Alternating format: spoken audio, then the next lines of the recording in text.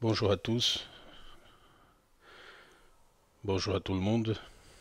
Euh, je viens dans cet audio d'aujourd'hui pour vous parler de quelque chose qui est très important à mes yeux et à ma réflexion personnelle.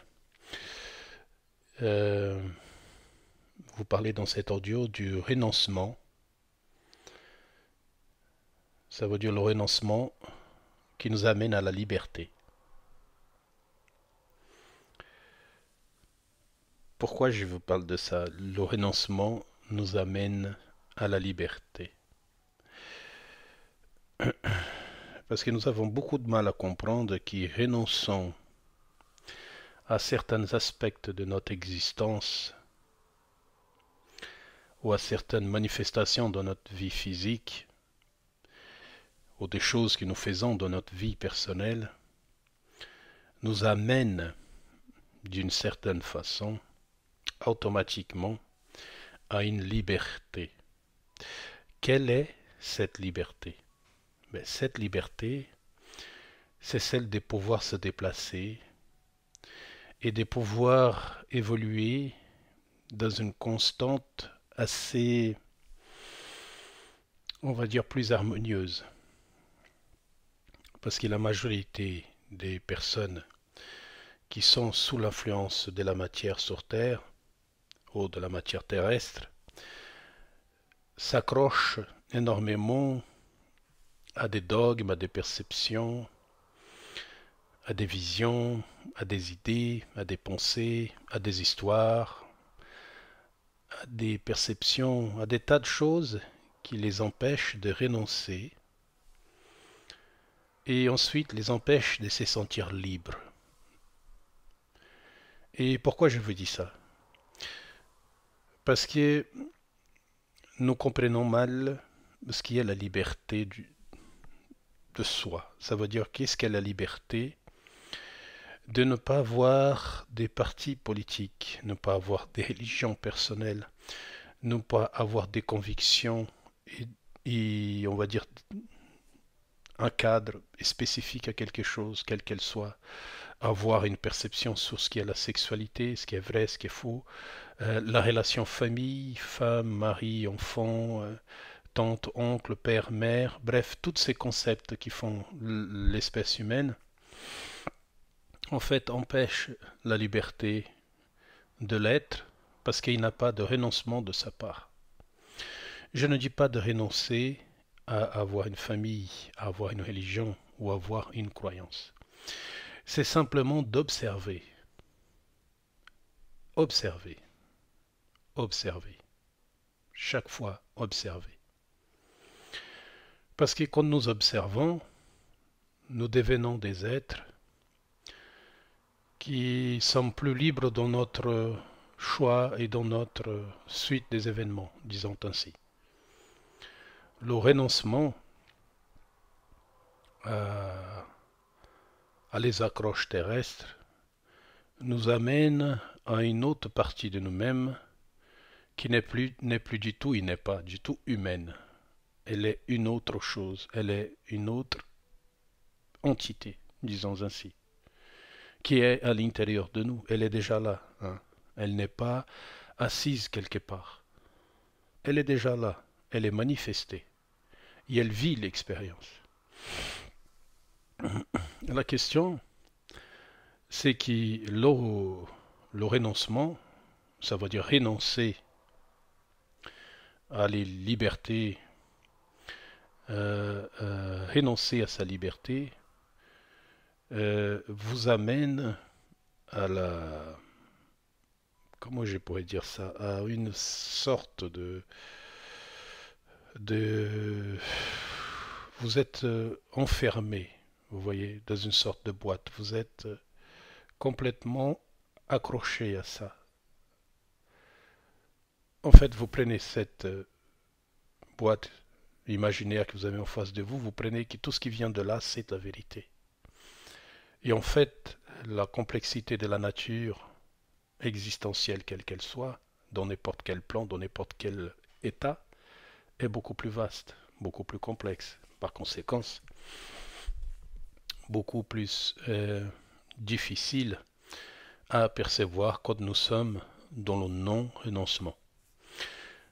La culture actuelle que nous vivons apprend les humains, les êtres humains sur Terre, à ne renoncer à rien. Ça veut dire toujours vouloir plus, toujours aller plus loin. Je ne dis pas que c'est une chose mauvaise, mais ce n'est pas une bonne chose non plus. Ça veut dire qu'il manque de l'équilibre dans cette vision-là. La majorité des personnes qui vivent dans le monde humain ou qui vivent une expérience terrestre, qui sont inconscients de cette expérience en plus terrestre, sont inconscients de leur existence éternelle et aussi de leur déité intérieure, du Dieu intérieur, de l'être intérieur qu'ils sont. Alors ils sont enfermés dans cette non-liberté par le non-renoncement et c'est là que découle ce que nous appelons la souffrance, qui par ailleurs c'est un apprentissage, bien évidemment. Mais qui, une fois que ces événements se déroulent, nous devons évoluer. Nous devons passer à une autre chose, nous devons aller plus loin, dans un développement plus profond, dans une vision plus profonde.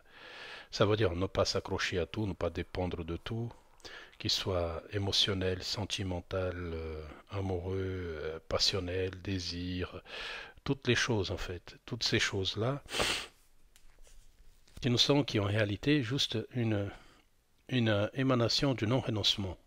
Il ne faut pas renoncer à la vie. Ce n'est pas une question de renoncer à la vie humaine, loin de là, car elle est très importante. Mais dès qu'on puisse trouver tous une sorte d'équilibre et qu'on puisse avoir une existence pénible sur Terre, paisible, excusez-moi, pénible, c'est ce que nous vivons actuellement, mais une existence paisible et qu'on puisse travailler d'une façon où on puisse voir l'épanouissement des autres aussi, pas que le sien. Ça veut dire donner la chance pour que les gens puissent s'épanouir, pour que les gens puissent... Ça veut dire donner le meilleur d'eux-mêmes. Et confraterniser avec cet espoir et avec cette réussite de notre prochain. Parce que s'il a réussi, j'ai réussi aussi. Je pense que le renoncement est quelque chose de très important. Ça veut dire le renoncement, ça rentre déjà dans une partie qui c'est une petite sœur, un petit frère du pardon. Ils sont très liés, le renoncement et le pardon, parce qu'en renonçant, nous commençons à apprendre à pardonner. Ça veut dire que je renonce à me battre contre quelqu'un qui veut absolument se battre contre moi. Ce n'est pas une question de non-violence, c'est une question que je refuse de m'exprimer par la violence. Est-ce que c'est facile? Non, ce n'est pas. C'est comme ça depuis le début. Mais bon, patience. Nous sommes tous ici pour apprendre. Mais renoncer, c'est une très belle chose. Loin de ce que les gens y pensent, qui pour beaucoup c'est un acte de faiblesse. Au contraire, c'est un acte de sagesse. Parce que éviter les crises, éviter les combats, éviter les compétitions, c'est un énorme début de sagesse qui s'approche. Ça veut dire que nous n'avons pas besoin de ça. Ça, c'est une création de l'esprit animal humain, qui est là sur Terre et qui se croit être le corps animal qu'il possède. Et ce qui nous est demandé, ou ce qui nous est exprimé, ou ce qui nous est démontré, est quelque chose d'autre, beaucoup plus profond, dans un sentiment beaucoup plus profond, si on pouvait appeler ça un sentiment, c'est qu'on nous demande de fraterniser, d'apprendre à aimer et se donner à la vie. Et le renoncement, c'est pour moi le début de la réelle liberté. Ça veut dire se libérer du fardeau humain que nous portons pour certains d'entre nous depuis très longtemps. et qui, notre ignorance est telle actuellement que nous avons tout oublié. Et nous avons même oublié ce que nous sommes en réalité. Je pense que la liberté, c'est une très belle chose, qui était libre de pouvoir décider sur certains aspects de notre existence. Je ne parle pas des choses matérielles et les besoins nécessaires d'une vie humaine, de pouvoir se nourrir, se loger, s'habiller, parce que ça, c'est le contrat humain. Ça veut dire l'être humain, il est, il est un être de matière, par conséquent, il a besoin de matière pour pouvoir continuer son expérience. Alors, je pense personnellement et profondément, j'ai ce ressenti qui nous ne sommes pas là encore, bien évidemment, mais ça viendra. Et j'ai foi dans le renoncement. Parce que personnellement, moi-même, j'ai énormément renoncé à beaucoup de choses qui, pour beaucoup de gens, sont très importants et qui, pour certaines personnes, ce renoncement, c'est quelque chose d'incompréhensible à leurs yeux. Et pourtant, si je suis capable de le faire, vous aussi, vous voyez. Alors, réfléchissons à ça. Hein. Prenons un peu de temps à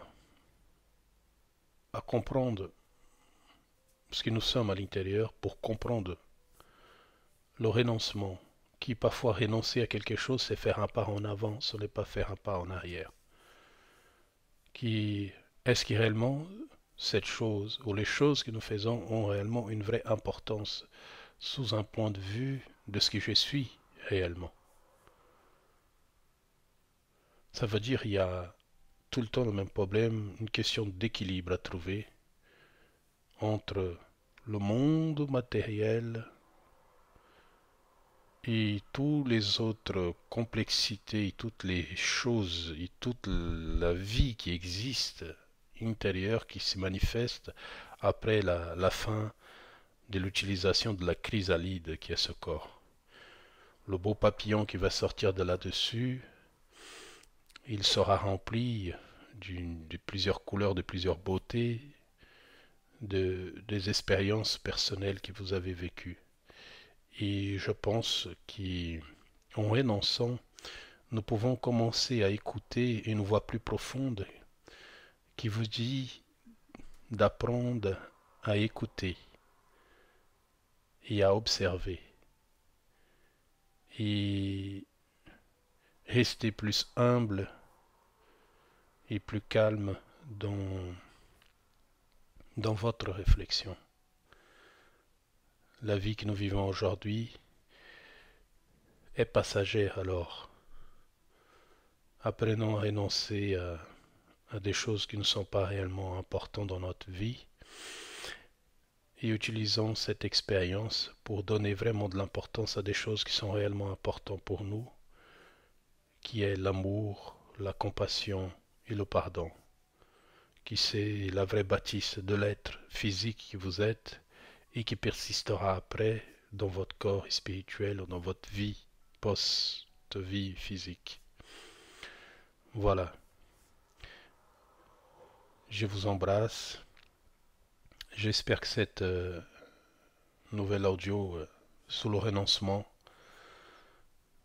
pourra vous aider à vous libérer et à avoir un aperçu différent de ce qui est réellement l'existence. Ok? Allez, je vous embrasse. À bientôt.